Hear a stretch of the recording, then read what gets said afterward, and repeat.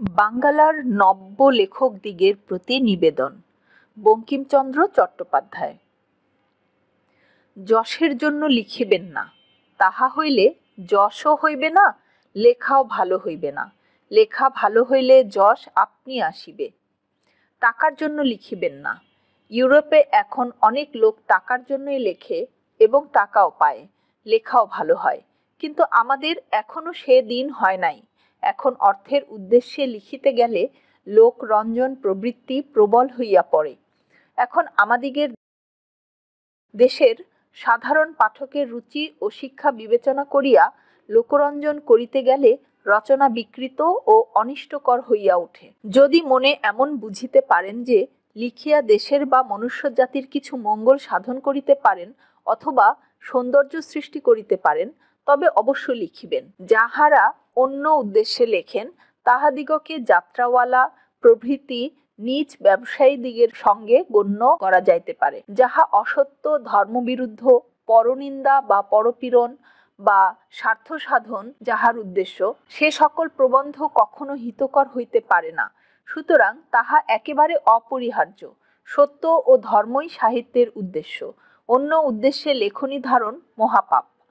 যাহা লিখিবেন তাহা হঠাৎ ছাপাইবেন না, কিছুকাল ফেলিয়া রাখিবেন, কিছুকাল পরে উহা সংশোধন করিবেন। তাহা হইলে দেখিবেন প্রবন্ধে অনেক দোষ আছে। কাব্যনাটক, উপন্যাস ২-১ বৎসর ফেলিয়া রাখিয়া তারপর সংশোধন করিলে বিশেষ উৎকর্ষ লাভ করে। যাহারা সাময়িক সাহিত্যের কার্যে ব্রতী তাহাদের পক্ষে এই নিয়ম রক্ষাটি ঘটিয়া ওঠে না। এজন্য সাময়িক সাহিত্য লেখকের পক্ষে অবনতিকর। যে বিষয়ে যাহার অধিকার নাই সে বিষয়ে তাহার হস্তক্ষেপ অকর্তব্য। এটি সোজা কথা, কিন্তু সাময়িক সাহিত্যতে এ নিয়মটি রক্ষিত হয় না। বিদ্যা প্রকাশের চেষ্টা করিবেন না। বিদ্যা থাকিলে তাহা আপনিই প্রকাশ পায়, চেষ্টা করিতে হয় না। বিদ্যা প্রকাশের চেষ্টা পাঠকের অতিশয় বিরক্তিকর এবং রচনার পরিপাট্যের বিশেষ হানিজনক। এখনকার প্রবন্ধে ইংরেজি, সংস্কৃত, ফরাসি, জার্মান কোটেশন বড় বেশি দেখিতে পাই। যে ভাষা আপনি জানেন না, পরের গ্রন্থের সাহায্যে সে ভাষা হইতে কদাচ উদ্ধৃত করিবেন না। অলঙ্কার প্রয়োগ বা রসিকতার জন্য চেষ্টিত হইবেন না। স্থানে স্থানে অলঙ্কার বা ব্যঙ্গের প্রয়োজন হয় বটে। লেখকের ভাণ্ডারে এ সামগ্রী থাকিলে প্রয়োজন মতে আপনিই আসিয়া পৌঁছিবে। ভাণ্ডারে না থাকিলে মাথা কুটিলেও আসিবে না। অসময়ে বা শূন্য ভাণ্ডারে অলঙ্কার প্রয়োগের বা রসিকতার চেষ্টার মতো কদর্য আর কিছুই নাই।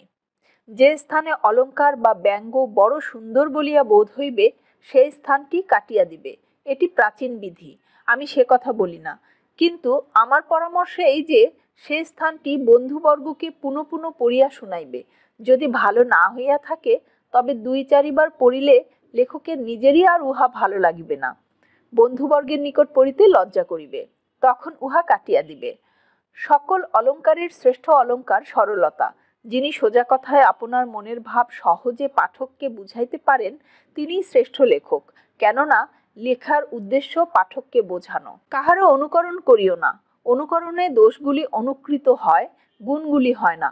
অমুক ইংরেজি বা সংস্কৃত বা বাংলা লেখক এইরূপ লিখিয়াছেন, আমিও এইরূপ লিখিব, এ কথা কদাপি মনে স্থান দিও না। যে কথার প্রমাণ দিতে পারিবে না তাহা লিখিও না। প্রমাণগুলি সংযুক্ত করা সকল সময়ে প্রয়োজন হয় না, কিন্তু হাতে থাকা চাই। বাংলা সাহিত্য বাংলার ভরসা। এই নিয়মগুলি বাংলার লেখক দিগের দ্বারা রক্ষিত হইলে বাংলা সাহিত্যের উন্নতি বেগে হইতে থাকিবে। পাঠ পরিচিতি। বঙ্কিমচন্দ্র চট্টোপাধ্যায় ১৯ শতকীয় বাংলার অন্যতম শ্রেষ্ঠ লেখক হিসেবে পরিচিত। বাংলার নব্য লেখকদিগের প্রতি নিবেদন রচনাটি প্রথম প্রকাশিত হয় প্রচার পত্রিকায় ১৮৮৫ সালে। পরে এটি তার বিবিধ প্রবন্ধ নামক গ্রন্থের অন্তর্ভুক্ত হয়। সাধুরীতিতে লেখা এই প্রবন্ধটি আকারে ছোট হলেও চিন্তার মৌলিকত্বে অসাধারণ। বক্তব্যের তাৎপর্য বিচার করলে প্রবন্ধটির রয়েছে সর্বকালীন বৈশ্বিক আবেদন। নতুন লেখকদের প্রতি তিনি যে পরামর্শ এখানে উপস্থাপন করেছেন তার প্রতিটি বক্তব্যই পালনযোগ্য। খ্যাতি বা অর্থের উদ্দেশ্যে লেখা নয়, লিখতে হবে মানুষের কল্যাণ সাধন কিংবা সৌন্দর্য সৃষ্টির অভিপ্রায়ে। বঙ্কিমচন্দ্রের মতে অসত্য, নীতিনৈতিকতা বিরোধী কিংবা পরনিন্দার উদ্দেশ্য প্রণোদিত বা স্বার্থতাড়িত লেখা পরিহার করা বাঞ্ছনীয়।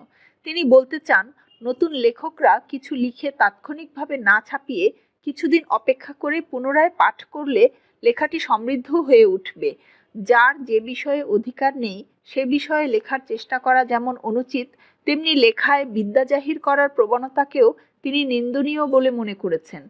অনুকরণ বৃত্তিকেও দূষণীয় বলেছেন। অনাবশ্যকভাবে লেখার সৌষ্ঠব বৃদ্ধি বা পরিহাস করার চেষ্টাও তার কাছে কাম্য নয়। সারল্যকেই তিনি সকল অলঙ্কারের মধ্যে শ্রেষ্ঠ অলঙ্কার বলে মনে করেছেন। সর্বোপরি বস্তুনিষ্ঠার ওপর গুরুত্বারোপ করেছেন। এভাবে এই ছোট লেখাটিতে তিনি লেখকের আদর্শ কি হওয়া উচিত তা অত্যাবশ্যকীয় শব্দ প্রয়োগে উপস্থাপন করেছেন। নবীন লেখকরা বঙ্কিমচন্দ্রের পরামর্শ মান্য করলে লেখক ও পাঠক সমাজ নিশ্চিতভাবে উপকৃত হবেন। আমাদের মননশীল ও সৃজনশীল জগৎ সমৃদ্ধ থেকে সমৃদ্ধতর হবে।